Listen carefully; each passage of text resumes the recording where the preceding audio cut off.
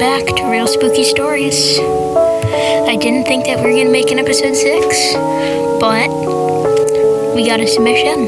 So, it's a new testing out thing where I'm going to read out a story, and it should be real, but yeah, I'll read it out, creepy style, and I hope that you guys enjoy.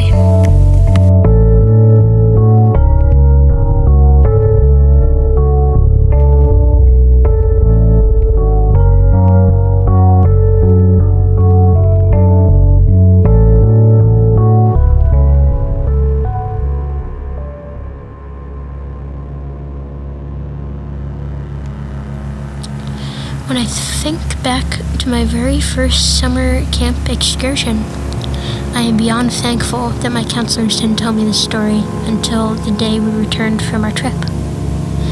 I'm especially thankful they didn't tell me this story until after our trip, because this story happened to my sister.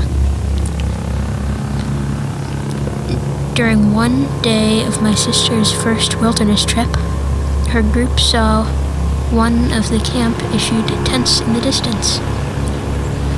Thinking that it was another group from the camp, they decided to paddle up and say hi.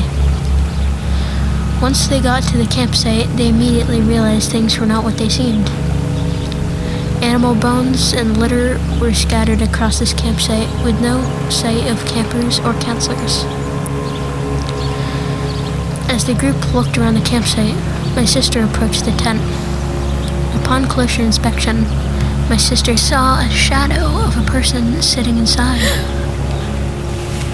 My sister put her hand on the outside wall of the tent.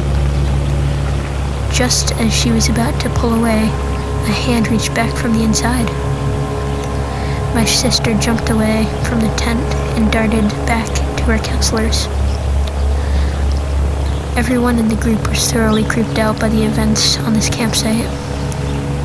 They unanimously decided to leave. They got back in their canoes and paddled away.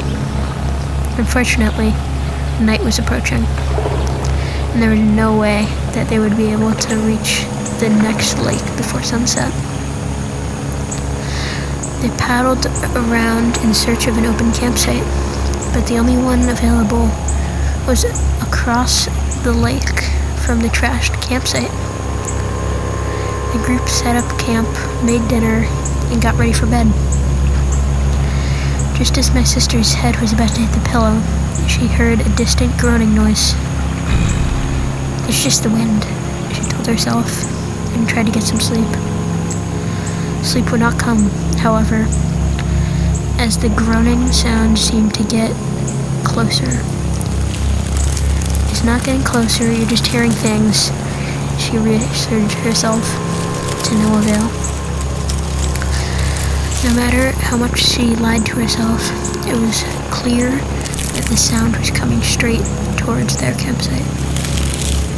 My sister's heart was in her throat now. She flinched at the sound of a canoe scraping on the rocks. Whatever was making this noise was in their campsite. My sister buried herself deeper into her sleeping bag. "It can't hurt me if it can't see me," she told herself, again as the groaning reached a fever pitch.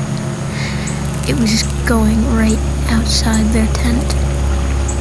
The last thing my sister remembers before she blacked out was one of her counselors asking the other, "Do you have your knife?"